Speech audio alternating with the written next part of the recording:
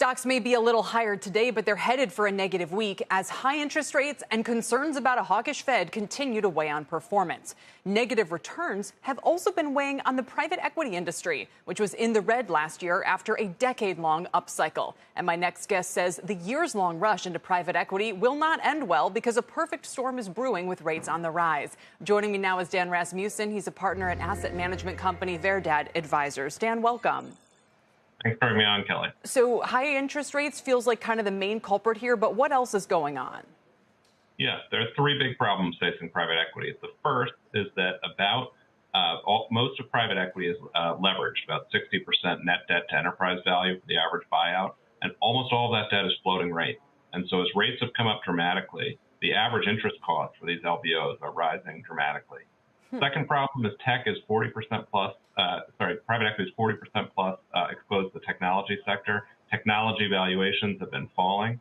And so as you see multiples coming down, that's creating an additional problem. And third is that fundraising is slowing, which affects both, really affects valuations as well.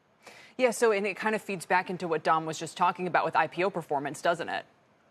Absolutely. I mean, I think the private equity IPOs are the most successful IPOs, and you've seen those IPOs come up and then their valuations fall, and that's not good for the exit story. The other thing you have to remember is that half of private equity exits are actually sales to other sponsors.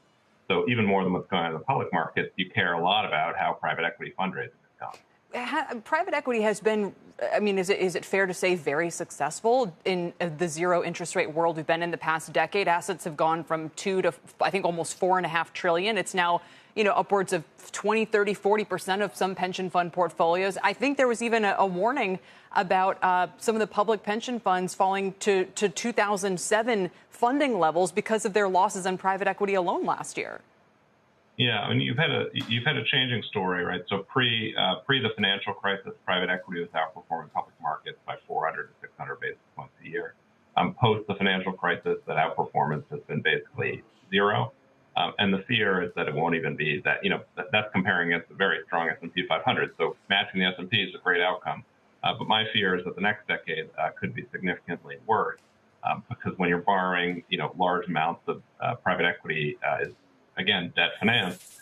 When it was financed at zero, that was a major enhancement to equity returns. But when you're borrowing at, 12% for some of these LBOs, wow. It's much harder to make the math work. I've read that a lot of private equity returns in recent years have also come from multiple expansion more than kind of revenue growth or margin growth. I mean, 12%, it's interesting you say that because the flip side of this is that leveraged loans have been a very well-performing asset class this year. So while most other interest rate type products are in the red, those actually investors love precisely because they offer 12%. And they're, these are a lot of corporates that people feel, well, maybe, Petco or whatever the case may be.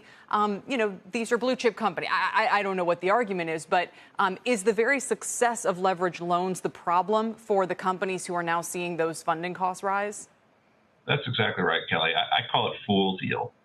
12% sounds good, might make you want to buy, but you're never actually going to get a 12.